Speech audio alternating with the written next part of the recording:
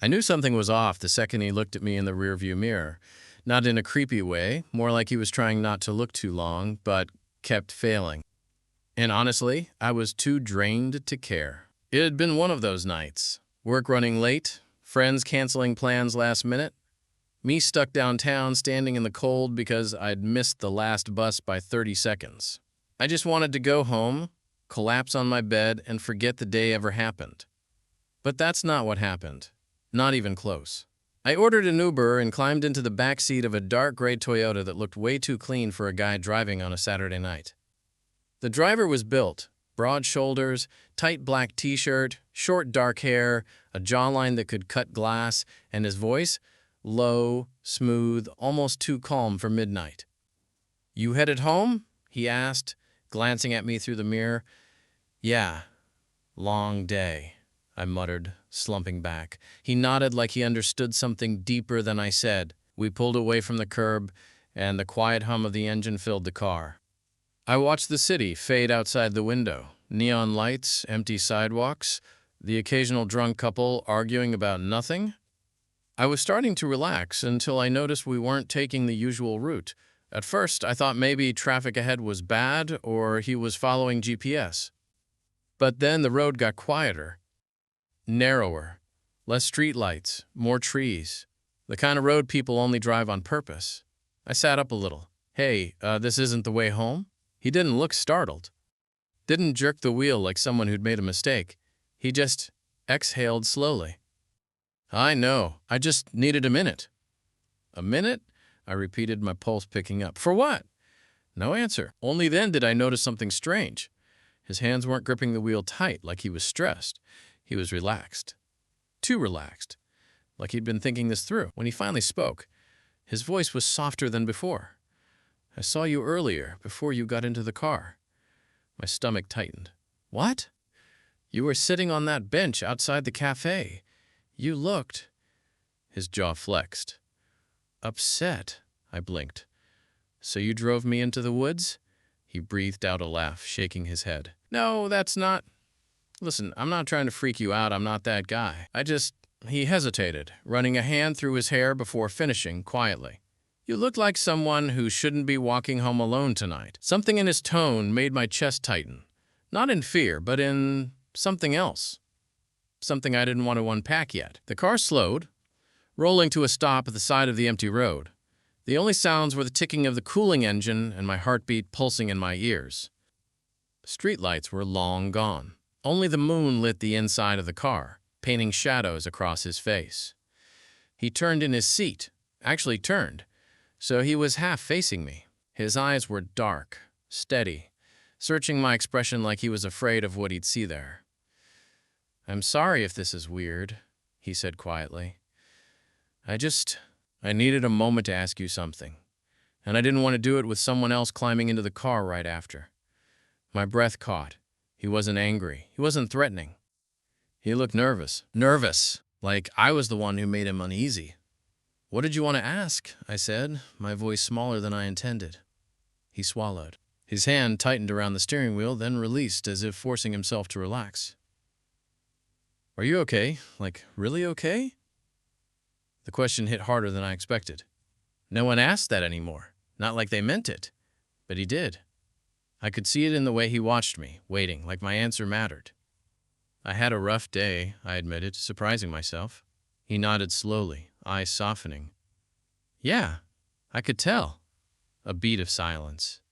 Then he added, almost under his breath, "And I didn't want to just drop you off and pretend I didn't notice."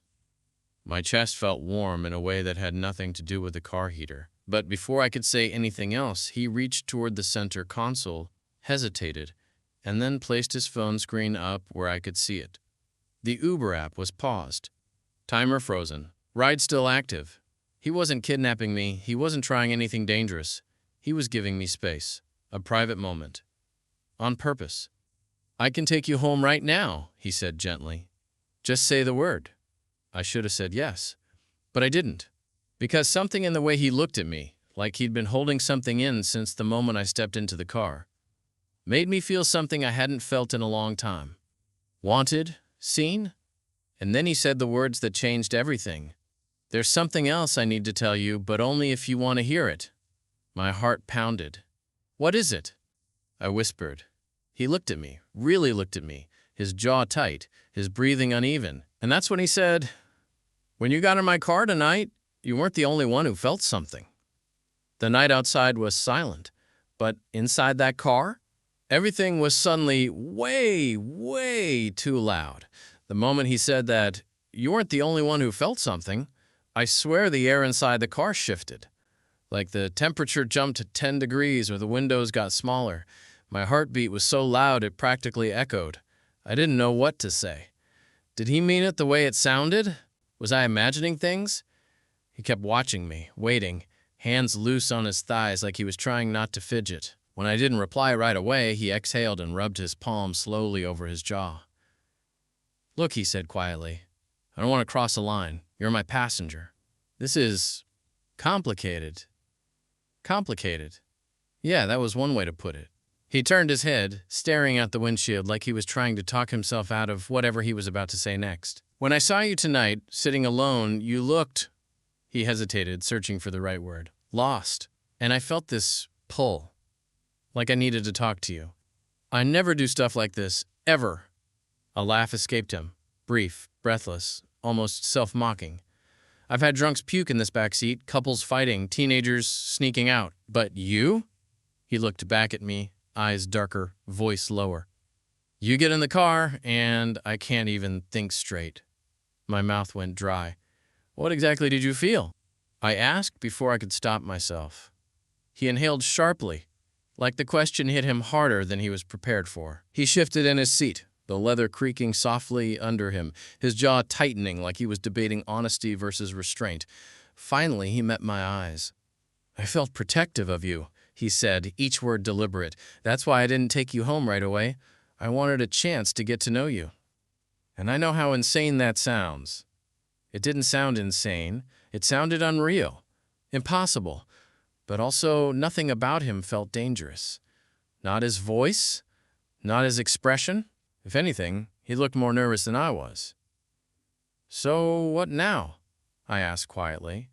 He drew in another breath, his chest rising under the tight fabric of his shirt.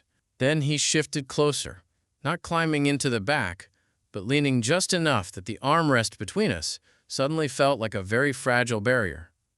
"I pull back onto the road," he said softly, "and take you home like nothing happened, if that's what you want."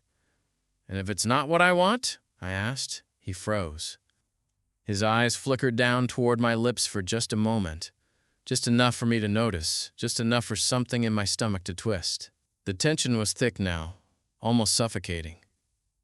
"I need you to be clear," he murmured, "because if I'm reading this wrong, I'll hate myself for it." "You're not reading it wrong," I whispered. His breath hitched. Actually hitched, like he hadn't expected me to say that. He leaned slightly closer, not touching, not reaching, just closing the distance enough that I could feel the heat coming off him. "Then why are you sitting all the way back there?" he asked, voice barely audible. My pulse jumped. Slowly, cautiously, I slid forward on the seat until I was leaning between the two front seats. Close enough to smell his cologne. Close enough to see the faint stubble on his jaw. Close enough that if I reached just a bit further, I could touch him. His eyes followed every movement. "Is this okay?" I asked. He breathed in shakily. "Yeah, it's more than okay." For a moment, we both just stayed like that, hovering in this strange electric space where neither of us made the first move, but both of us wanted to. Then he did something that made my stomach flip. He reached up slowly, like he was giving me a chance to pull away, and rested his hand lightly on the back of my neck. His fingers were warm, gentle, careful. "You're shaking," he murmured. "Yeah, well, so are you," I whispered back. He smiled. Small, real, almost relieved. "That's because I haven't done anything like this before." Then his thumb brushed lightly along my skin, just enough to send a sharp breath through my lips. And then, the sound of another car passed in the distance, pulling both of us out of the moment. His hand slipped away, and he leaned back into his seat, exhaling. "We shouldn't do this here," he muttered, running a hand through his hair. "Not on the side of a dark road like some crime documentary waiting to happen." I let out a shaky laugh, because he wasn't wrong. "So what do we do?" I asked. He tightened his grip on the wheel, something determined settling across his face. "I'm going to drive you somewhere better," he said. "Somewhere safe. Somewhere private." "And then?" I asked. His eyes flicked to mine again, slow and intense. "Then I'm going to tell you exactly what I felt when you got into my car tonight." The engine started, and he pulled back onto the road. The road felt different once we were moving again. Like every streetlight, every empty intersection, every stretch of quiet pavement meant something now. He wasn't driving fast. If anything, he slowed down, like he wanted to make sure I didn't get nervous again. But there was a tension in the air that wasn't going anywhere. I watched his hands on the wheel, strong, calm. But every so often, his fingers flexed like he was fighting the urge to reach back for me. Neither of us spoke for a minute. The silence wasn't awkward. It was thick, charged, full of all the things we almost said on that dark roadside. Finally, he cleared his throat softly. "I should have handled that better," he murmured. "Handled what?" I asked. He let out a breath, eyes focused ahead. "Pulling over like that. I didn't mean to freak you out." A humorless smile tugged at the corner of his mouth. I haven't been able to stop thinking about you since you stepped into my car." I blinked. My heartbeat stuttered. "Since I stepped in?" I asked quietly. He nodded, jaw tightening. "The second you sat down, man." He looked almost irritated with himself, like admitting it out loud was breaking some personal rule he'd lived by. "You were just sitting there," he said, a slight shake in his voice. "Tired, frustrated. I could tell you were having a rough night, and it did something to me. Something I'm not used to." I swallowed. "What did it do?" He let out a slow breath. "I noticed you. More than I should have. More than I ever notice anyone who gets into this car." His grip on the wheel tightened, and I couldn't shake it. The warmth that spread through my chest was immediate, surprising, and a little dizzying. I didn't know this man, not really. And yet everything he said felt honest in a way I wasn't expecting. We turned down a quieter street, lined with dim apartment buildings and small corner shops that had closed hours ago. I didn't recognize the route, and for the first time I realized maybe I should ask. "Where are we going?" I asked softly. He hesitated just a beat before answering. "My favorite overlook," he said. "It's quiet, private, safe." Then, almost shyly, "And it's not far." My heart picked up, not from fear, just anticipation. Something was unfolding, something neither of us planned, and I couldn't tell if he was just as surprised as I was, or if he'd been holding this back longer than he wanted to admit. We reached a steep road that wound uphill. At the top, the city spread out beneath us. Twinkling lights, empty streets, a slow-moving river reflecting the moon. He parked at the far end of the overlook, away from the single lamppost that flickered at the entrance. When the engine shut off, the silence felt heavier than before. He didn't move for a moment, didn't open his door, didn't look at me. Then, quietly, "Come sit up here." He patted the passenger seat. I froze for half a second, not because I didn't want to, but because the invitation felt bigger than it sounded. Still, I unbuckled, opened the back door, and slid into the passenger seat. The warmth of him hit me immediately. The faint scent of clean laundry and something subtle, like cedar or citrus.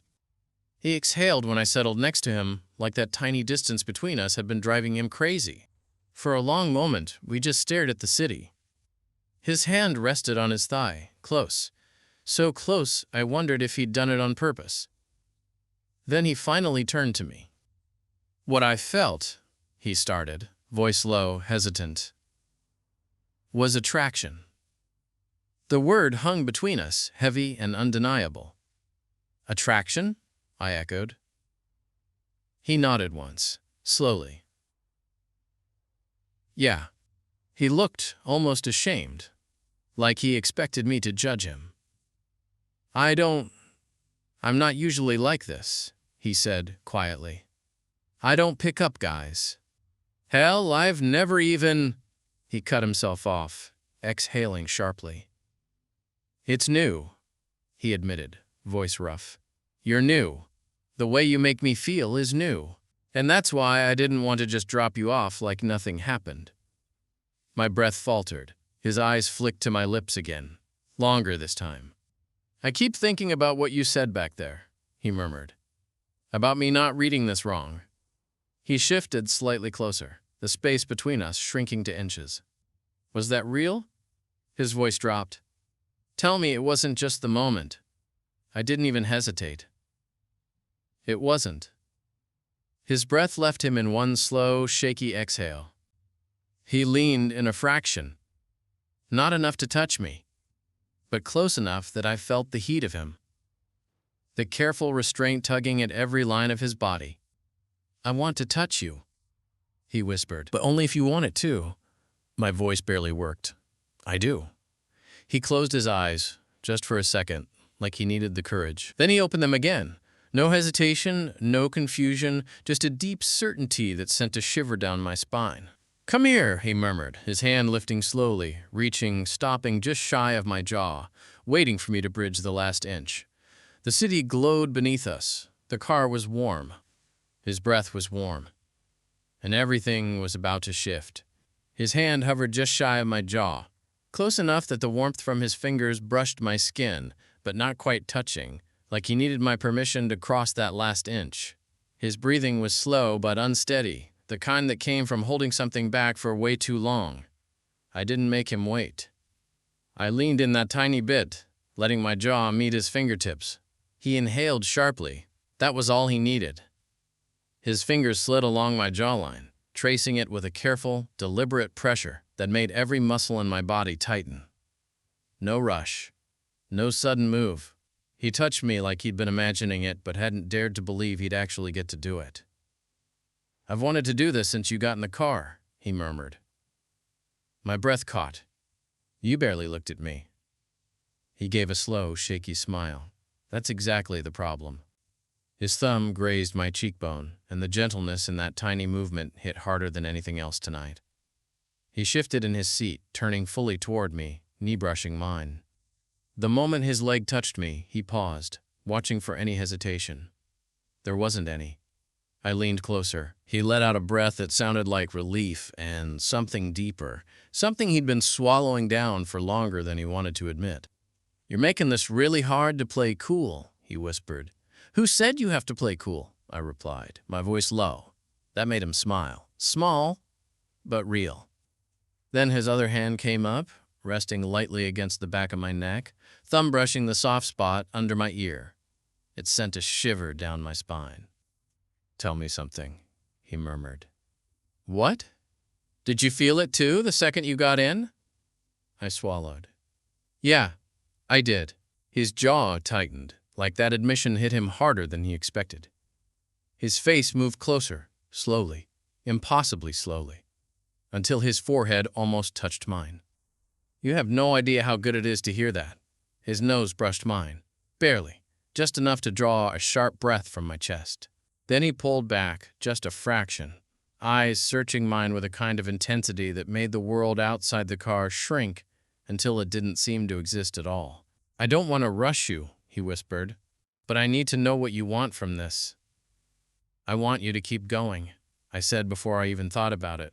His eyes darkened. Not dangerous, not aggressive, just desire he'd been trying too hard to hide. His fingertips slid from my jaw down to my throat, resting lightly at the base of my neck, not gripping, not pushing, just feeling. My breath caught instantly, and I saw the way his expression shifted, like that reaction did something to him. He leaned in again, closer this time, until his lips hovered a whisper away from mine. You sure? He asked quietly. I'm sure, I whispered back. His lips brushed mine. Barely, softly, so light I didn't know if it counted. Just a test. A question. A spark. He breathed against my mouth, and then a car passed on the main road below us, headlights flashing across the overlook. The timing was ridiculous, but instead of pulling away, he actually laughed. Low, breathless, a little nervous. Okay, he whispered. Now I really want to kiss you. This time, he didn't hesitate. His mouth met mine in one slow, deliberate movement.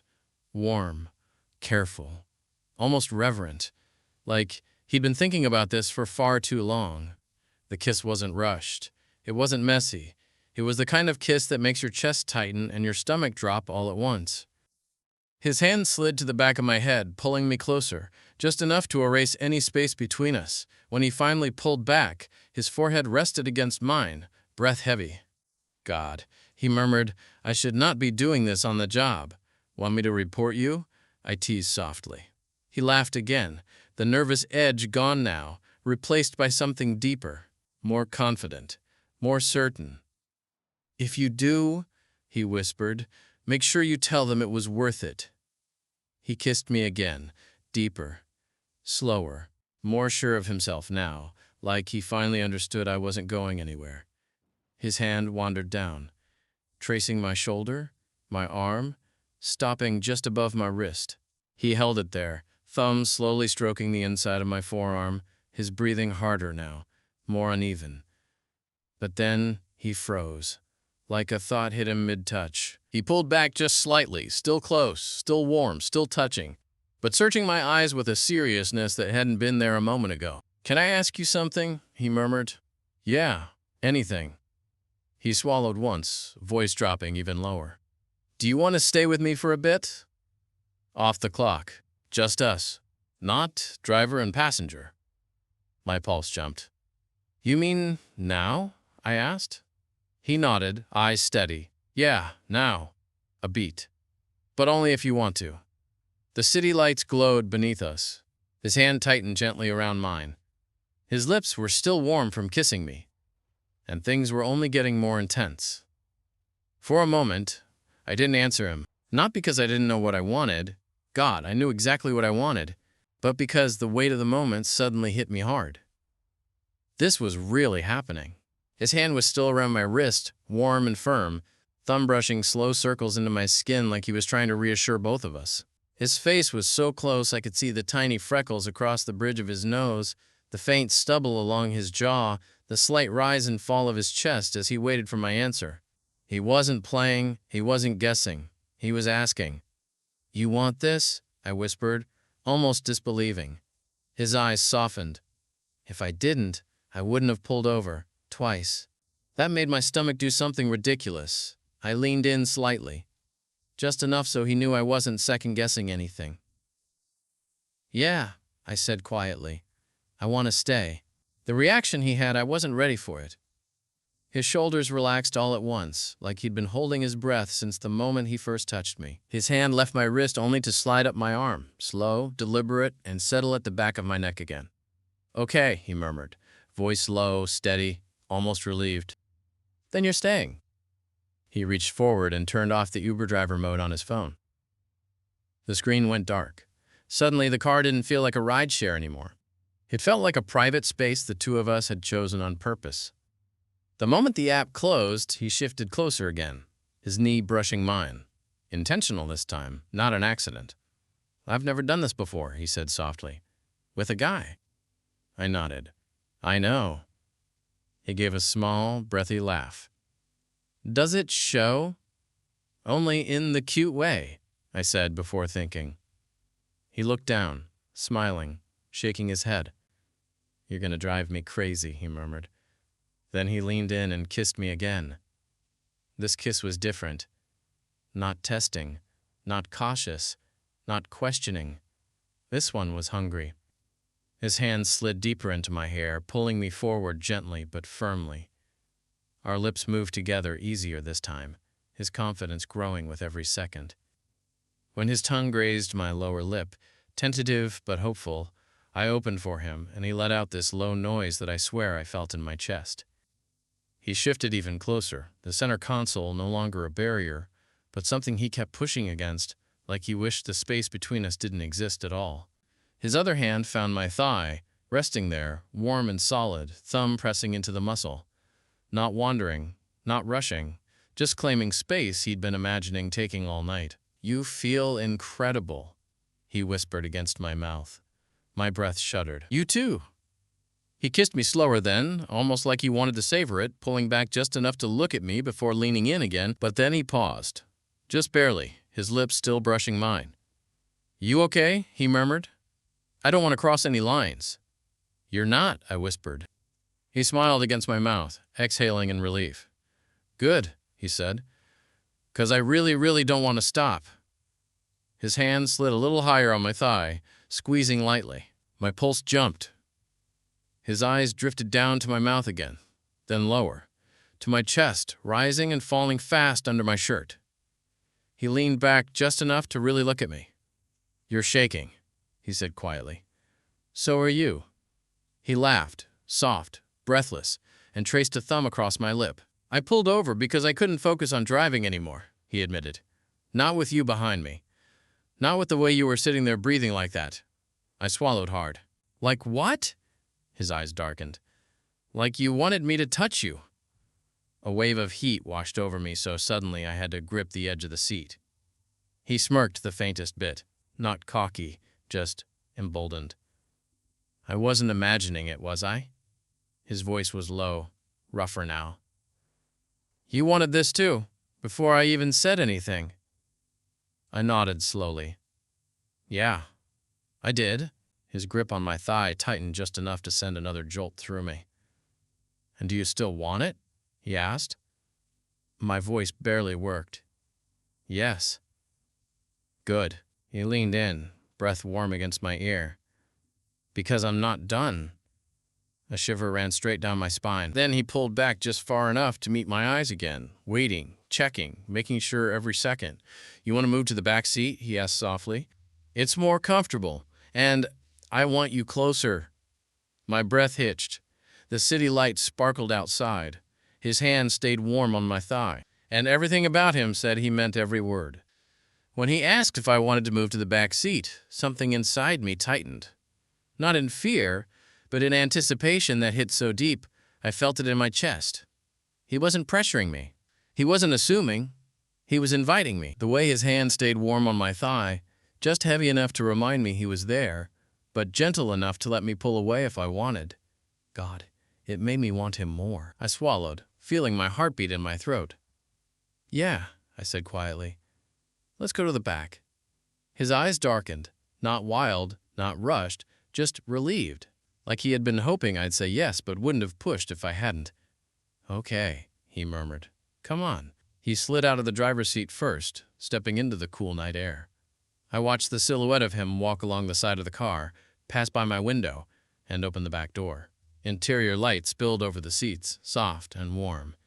"You coming?" he asked, leaning in slightly, hand resting on the roof of the car. Something about the way he looked at me. Soft eyes, lips parted just barely, chest rising slow and steady, made everything inside me melt. I climbed into the back, and he followed right after, closing the door behind him. The car went dim again, city lights glowing faintly through the windows. Suddenly the space felt smaller, warmer, intimate in a way that made the air thick with tension. He sat close. Close enough that our knees brushed, close enough that I felt his breath on my cheek. He looked at me for a long moment, long enough that I wondered if he was memorizing me. Then he reached out. His fingers slid over my knee, slow, deliberate, dragging up the fabric of my jeans until his hand rested higher than before. My breath caught. He leaned in, brushing his nose against my cheek, his voice grazing my ear. "I've been thinking about touching you like this since the second you sat in my car," he whispered. My pulse jumped so hard I felt it shake my whole chest. He tilted my chin gently so I faced him. His thumb stroked the corner of my mouth, and his eyes searched mine again, checking. Always checking. "You good?" he asked. "Yeah," I breathed. "I'm good." He kissed me again, slow, firm, deep enough that my whole body leaned into him without thinking. His hand slid from my chin to the back of my neck, his fingers threading into my hair as he pulled me closer. I grabbed his shirt, felt the warmth beneath it, the solidness of him, and he exhaled against my lips like he'd been waiting for that. He shifted, turning so our bodies lined up more easily, his thigh brushing between mine. His hand slid from my neck to my chest, pausing right over my heartbeat. "You're racing," he whispered. "You're the one causing it." He smiled, soft, almost shy, and leaned his forehead against mine. "I don't know what's happening to me," he admitted quietly. "I've never wanted anything like this. Not with anyone. Not like this." I rested my hand against his jaw, feeling the warmth there. "You're not alone," I said. He kissed me again, deeper this time, like he needed to hear that. His hand traced down my torso, not rushing, just exploring, memorizing the shape of me through my shirt. Every touch was slow enough to ask without speaking. Then he broke the kiss and leaned back just a few inches, his chest rising and falling fast. "I'm trying really hard not to lose control with you," he said, voice rough. "You have no idea. You don't have to hold back," I whispered. He closed his eyes like the words hit him too hard. When he opened them again, something had changed behind them. Something hungrier, something heavier, something he'd been fighting since the first moment we touched. His hand slid to my waist. His fingers tightened. He pulled me closer with one smooth motion until I ended up straddling one of his thighs. Our bodies pressed fully together. The breath left my lungs in a rush. He swallowed hard, voice barely above a whisper. "You're killing me, you know that?" I didn't have time to respond before he kissed me again, harder now, letting go of the restraint he'd been holding on to all night. His hands roamed up my back, then down, fingers brushing the edge of my shirt, testing the boundary. I tugged lightly at his shirt in return, feeling the heat beneath it, and he groaned softly against my mouth. But then he pulled back again. Not far, just enough to catch his breath. "Can I?" he hesitated. "Only if you want me to." I nodded, heart pounding so hard it almost hurt. "Yeah," I whispered. "You can." His fingers slid under the fabric, slow, warm, trembling just a little, and everything in me lit up. His fingers slid beneath the hem of my shirt, slow and warm, and for a second, neither of us moved. It felt like the air in the car thickened, like the world tilted just enough to make breathing harder. He wasn't rushing. He wasn't pulling. He was feeling, testing, learning me by touch alone. "You're warm," he murmured almost to himself. The way he said it made my stomach flip. My breath shuddered out before I could stop it, and he noticed instantly. His eyes lifted to mine, searching, checking for any hesitation. There was none. I nodded, barely. He let out a breath of relief. Then he lifted my shirt just a little higher, fingers skimming along the lines of my torso. It wasn't about seeing anything. The car was too dim anyway. It was about closeness, about letting himself be bold in small, careful steps. "This okay?" he asked quietly, voice rough around the edges. "Yeah," I whispered. "More than okay?" He exhaled hard, like he needed that answer. My shirt gathered just above my stomach, his knuckles brushing my skin as he explored the shape of me, the rise of my chest, the curve of my waist. His touch wasn't timid anymore. It was sure, warm, and steady. His fingers paused occasionally, like he was remembering each spot, storing it away. "You're different than I expected," he said, voice low. "Different how?" He shook his head slightly, his thumb brushing near my ribcage. "Just real. Not some idea in my head, not something I made up." The honesty in his voice hit harder than his touch. His other hand came up, settling lightly on my hip, guiding me a little closer without forcing anything. Our chests brushed as I leaned into him, and the contact made him breathe out sharply. "You have no idea what you're doing to me," he whispered into my shoulder. I felt the warmth of his breath, the way he steadied himself against my side, the way he held me like he was both discovering me and grounding himself with me at the same time. I shifted a little, closer. His grip tightened instinctively, not pulling me in, but keeping me there. "You're sure about this?" he asked again, his forehead pressing gently to mine. "I need you to be." "I am," I said, my voice steadier than I felt. "Are you?" His eyes darkened in a way that wasn't dangerous, just full of a kind of need he'd been holding back too long. He nodded, slow. "Yeah, I've never been more sure of anything." He rested the side of his head against mine for a moment, breathing in, grounding himself. His hands slid up my back, fingers tracing the shape of my spine through my shirt. Each movement was slow, intentional, like he was memorizing me piece by piece. I didn't expect tonight to become this, he said softly. Me neither. He smiled. A small, warm, almost shy smile. But I'm not complaining. I felt his hand slide back down to my waist, settling there, thumb drawing slow circles into my skin. I mirrored him, resting my palm against the side of his neck, feeling the tension there, the quiet strength. His eyes fluttered closed for a second. Feels good when you touch me, he murmured. Good. Because I wasn't planning on stopping. A soft vibration rattled the front of the car, his phone buzzing in the cup holder. Neither of us moved to check it. He didn't even look away from me. This, he said, tightening his hand gently at my waist, is where I want to be, not on a call, not picking up rides. Here. The honesty, the simplicity of it, made my chest warm. The phone buzzed again. He leaned closer, pressing his forehead to mine. I'm not letting this moment go, he whispered. Not unless you want to. I didn't answer with words. I leaned in, kissed him.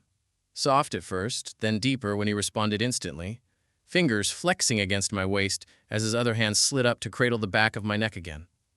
The phone quieted. The city outside flickered silently.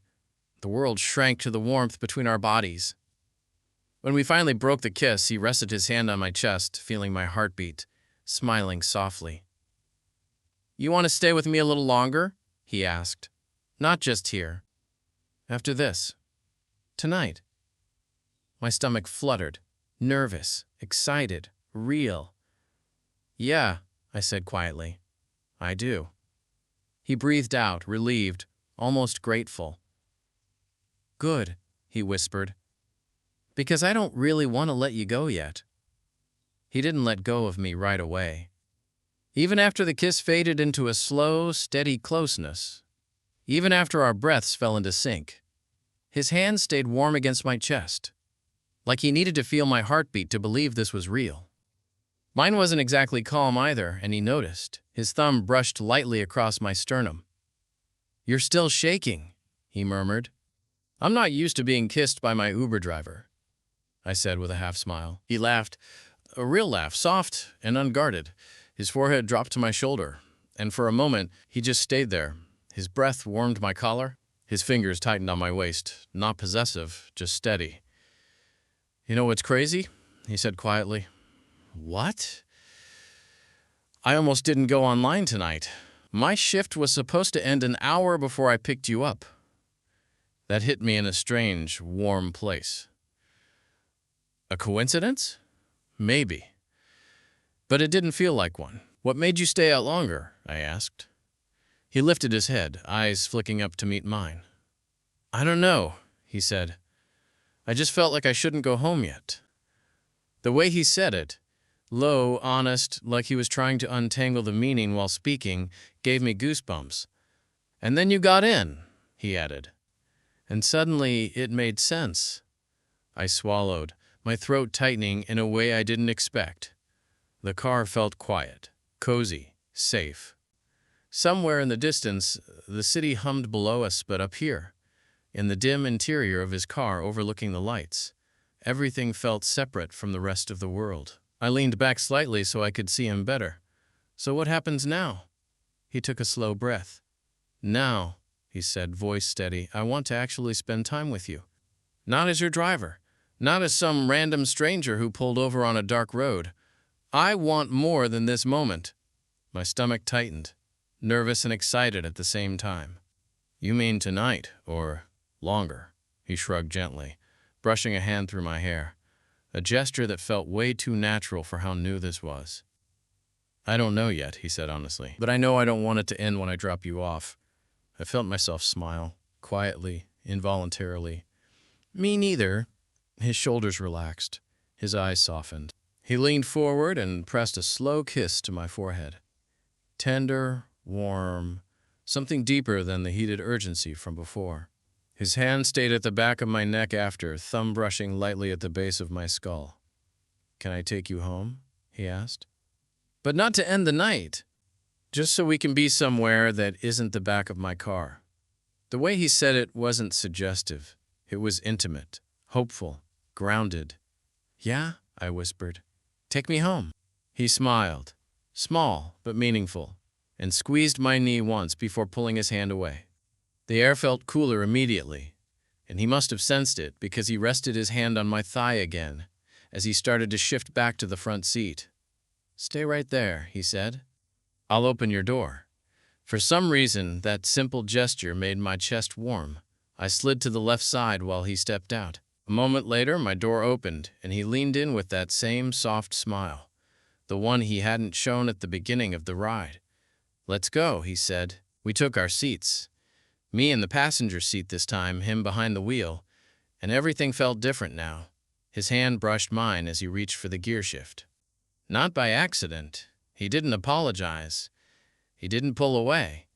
He just intertwined his fingers with mine for a brief second before driving off. The road back felt nothing like the one we came up on. He drove slower, like he was savoring the time instead of rushing through it. Every so often, he'd glance at me. Not shy, not nervous, just quietly checking in. When we reached my place, he parked but didn't turn the engine off immediately. He looked over at me, the dashboard glow painting his features softly. "So," he said, "is this where you kick me out?" I shook my head. "No, this is where you come inside." His eyebrows lifted just a little, surprised, hopeful, and he exhaled slowly. "Good," he said, because I wasn't ready to say goodnight yet. We got out of the car. He closed his door. I closed mine. And when we met in the middle, under the quiet streetlight outside my building, he reached for my hand, openly, not hiding it, and laced his fingers through mine. "I'm glad you got in my car tonight," he said softly. I squeezed his hand. "Me too." And together, we walked toward my door. Not driver and passenger, not strangers, but two people who'd stumbled into something neither of us planned, but both of us wanted.